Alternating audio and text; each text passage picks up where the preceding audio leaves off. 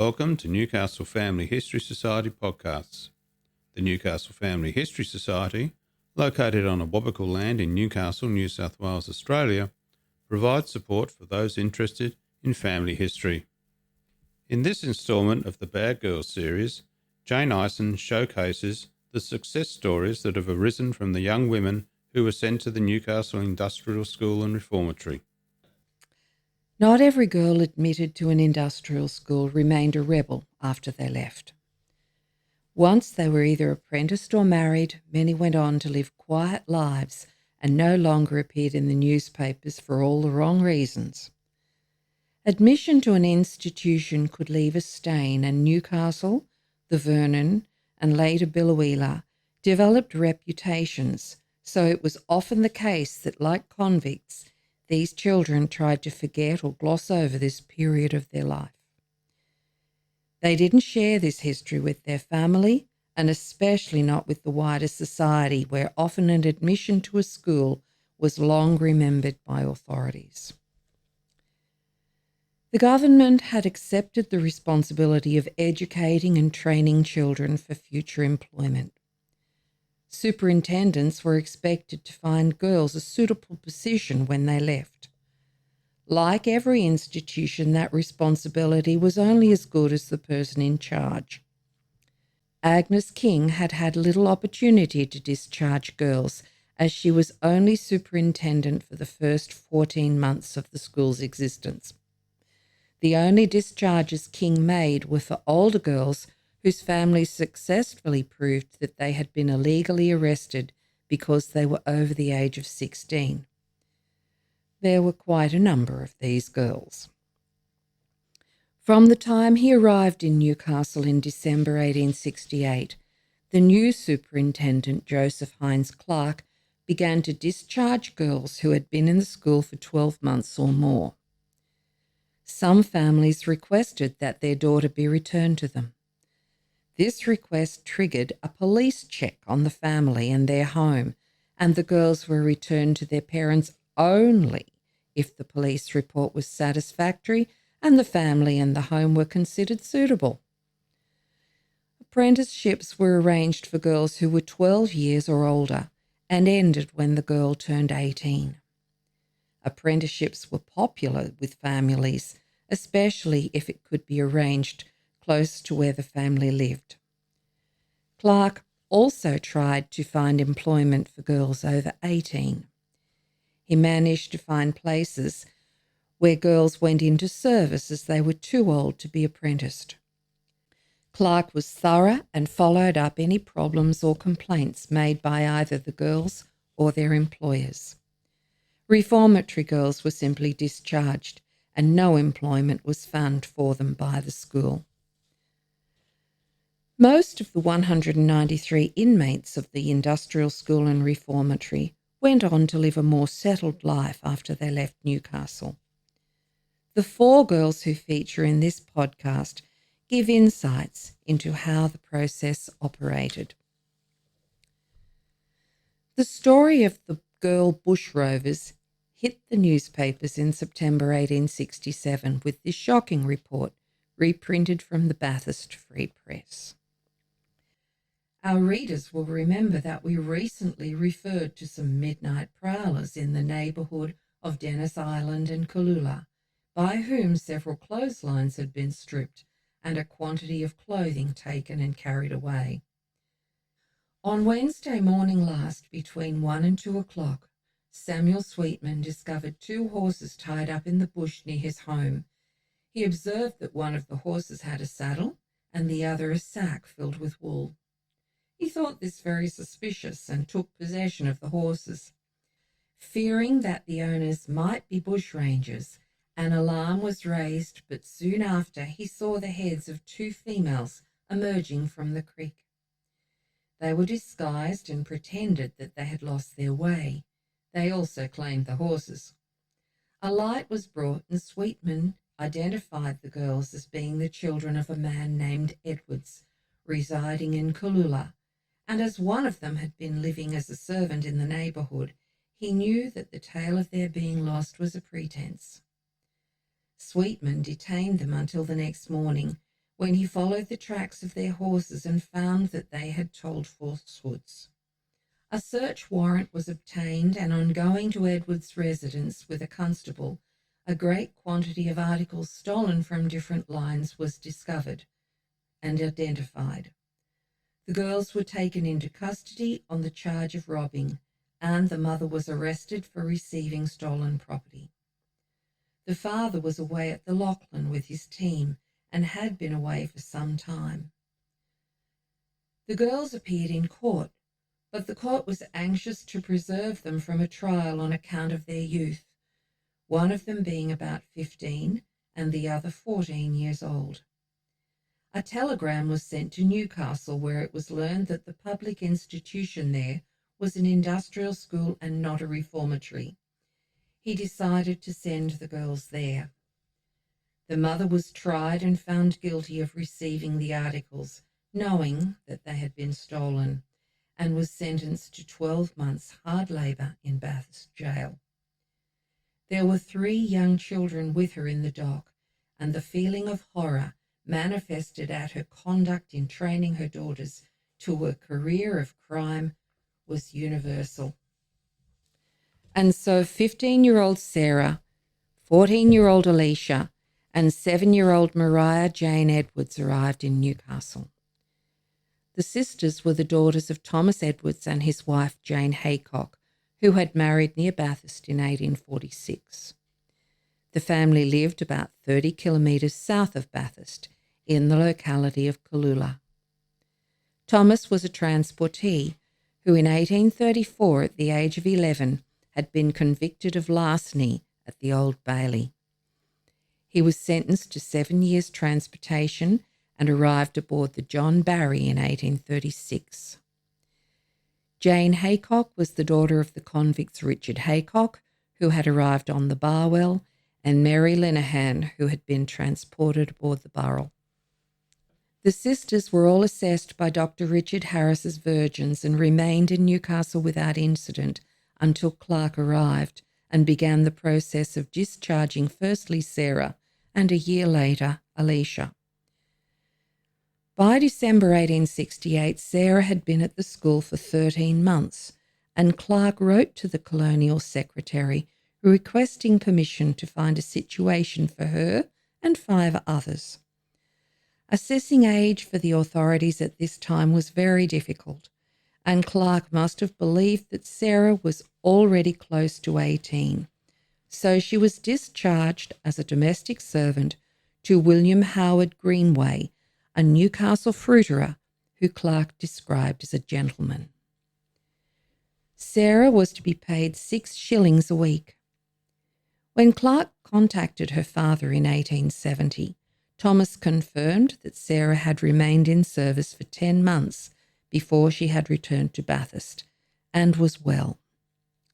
Sarah married John Wilson in Bathurst in 1871, and the couple had 10 children. She died in 1937. Her obituary in the Bathurst papers read in part, "The death took place on Saturday at her residence, Rosedale, Cooloola, of one of the oldest residents of the Cooloola district, in the person of Mrs. Sarah Wilson, at the age of 86 years. She had lived in Cooloola all her life and was predeceased by her husband, Mr. John Wilson. The funeral took place yesterday morning, moving from her late residence to the Church of England portion of the Cooloola Cemetery. There was a large attendance of relatives and friends, and many beautiful floral tributes were received." Alicia's discharge from Newcastle occurred in December 1869. Clark arranged an apprenticeship for her with Mr. Mason, a farmer of Dempsey Island on the Hunter River. Alicia was to be paid 5 shillings a week as a general servant. Clark described her as of good character and between 16 and 17 years of age. And so Alicia took up the apprenticeship. As was often the case, in April 1870 her indentures were cancelled because Mason had had to return to England, and Alicia was returned to the school to wait for a new position. Just over a fortnight later, a proposal of marriage was received by Clark from the German immigrant Peter Lemke. Clark, always thorough, investigated Lemke's character and life habits and reported to the colonial secretary that Lemke had been working as a gardener in the Newcastle area for some years and had money in the bank. Of Alicia, Clark said, "She is 17 years of age and of quiet habits. I think the offer a good one for her, and they being very much together when on the island, I would recommend the case to the favourable consideration of the Honourable Colonial Secretary." Permission was given for the marriage, so on the 2nd of May, Clark wrote to Thomas Edwards to inform him of both the cancelled apprenticeship and to request his permission for Alicia to marry Lemke. Clark said, "Sir, while Alicia was on the island, she made the acquaintance of a young man named Peter Lemke, who now proposes to marry Alicia. Lemke is about 30 years of age, and from everything that I have learned, is a man of good character. He has saved out of his own earnings about £250 and proposes to lodge in the savings bank £100 to Alicia's credit. As far as I can see, I must say the match would be to the girl's advantage. But at the same time, I think it is due to you as her father to ask if you have any objection to the girl getting married, or rather, if you will give your consent to their union." Thomas gave permission, and on the 6th of June 1870, Alicia married Peter Johann Lemke in Newcastle. The couple had 8 children, but only 3 survived for longer than 1 day. These newborns were buried at the St Andrew's Church of England Cemetery, Mayfield, then called North Waratah. The home where she and Peter eventually settled they named Galula. Alicia died in 1902 at the age of 50 and was buried in Newcastle's Sandgate Cemetery. Once her older sisters left Newcastle, Maria Jane was alone. She was one of the girls who transferred to Billawheeler on Cockatoo Island when the Newcastle institution closed in May 1871. Maria was discharged by Clark's replacement as superintendent, George Lucas. Discovering details of any discharges made by Lucas is rare, as he either sent little correspondence to the colonial secretary or he didn't bother complying with the regulations imposed upon him by the government. One letter about Maria survives. In November 1871, she was apprenticed to Thomas Hale, a JP in Sydney. The apprenticeship was for 6 years, and she was to receive 1 shilling a week for the first 2 years, 2 shillings a week for the 3rd and 4th years, and 3 shillings a week for her final 2 years. Lucas described Maria as well behaved. The colonial secretary commented that Hale was a great supporter of the school and believed that he would show an interest in Maria's welfare. No records survive to show whether Maria finished her apprenticeship, but by 1894 she had returned to Bathurst, where she married the widower Charles James Smith. The couple had 3 children, and Maria also cared for the 3 children from his first marriage. By the time of their golden wedding anniversary, the couple had moved to 5 Dock in Sydney. Maria Jane was the longest lived of all the Newcastle admissions. She died in Bathurst in 1961 at the age of 101 and was buried at Galula Cemetery with her sister and father. The 4th success story in this podcast is of Elizabeth Ann Phillips. She was the daughter of Peter Phillips and Mary McTavish. She had been born and subsequently arrested in Cooma and was admitted to the school in February 1869 when she was 11. During the riot at the school in March 1871, Elizabeth, in company with Sarah Dixon and Mary Windsor, were charged with destroying government property. But after a trial in Newcastle, Clark requested that they be reprimanded and returned to the school. Elizabeth transferred to Biloela in May 1871, and in September that year, she was apprenticed by George Lucas to the mathematical instrument maker Angelo Tornaghi of Hunters Hill. Her apprenticeship was to last for 4 years, and she was to be paid a starting rate of 3 shillings a week that would increase by 1 shilling a week for each year of her apprenticeship. Unfortunately, in January 1872, Elizabeth was arrested and charged with stealing a gold locket from Mrs. Tornaghi. In court, she was sentenced to return to Biloela on Cockatoo Island, but this time to the separate Reformatory school under the care of Agnes King, where she remained for just over 2 years. On her release from Biloela, Elizabeth made her way back to her family, and 7 months later, on 4th of October 1874, the day after she turned 17, Elizabeth married Henry Glass in Cooma. All seemingly went well, and by December 1877, Henry and Elizabeth had 3 children. Henry also had a half-brother named John Glass, who had the alias Black Glass, as his mother was of Aboriginal descent. John Glass had a stepdaughter named Mary McCormack. In December 1877, Henry and Elizabeth had moved to Cara when Elizabeth came to the assistance of Mary McCormack during an assault on her by her stepfather. The witness to the incident, Matthew Adamson, described Elizabeth's courage in attempting to prevent Mary's abduction and rape by her stepfather. John Glass held Mary McCormick by the hands as she was trying to resist. Mrs. Henry Glass went to her assistance. Mrs. Glass took a stick with her and struck Glass on the back of the head. He kept trying to hold Mary, so Mrs. Glass struck him again. He let Mary McCormick go, turned round suddenly and stabbed Mrs. Glass in the breast with a sheared blade. This was the first time I saw the sheared blade in Glass's hands.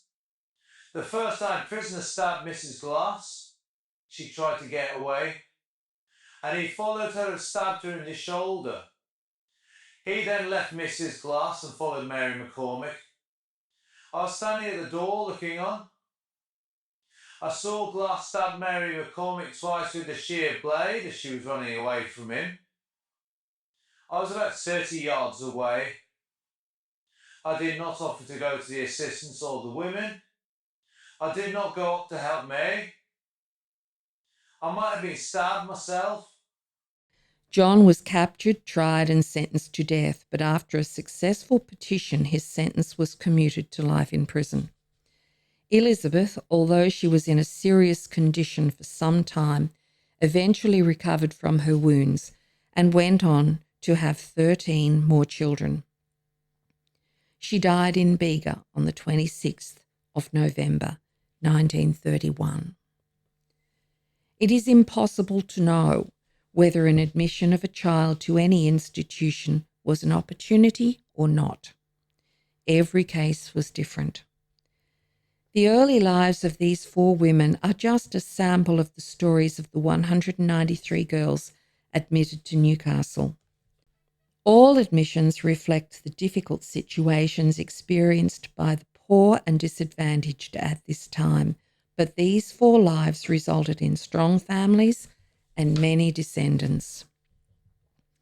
For those searching for fractured families, putting them back together can be difficult. None of these girls was initially apprenticed back to the place where they were arrested, although 3 of them found their way home.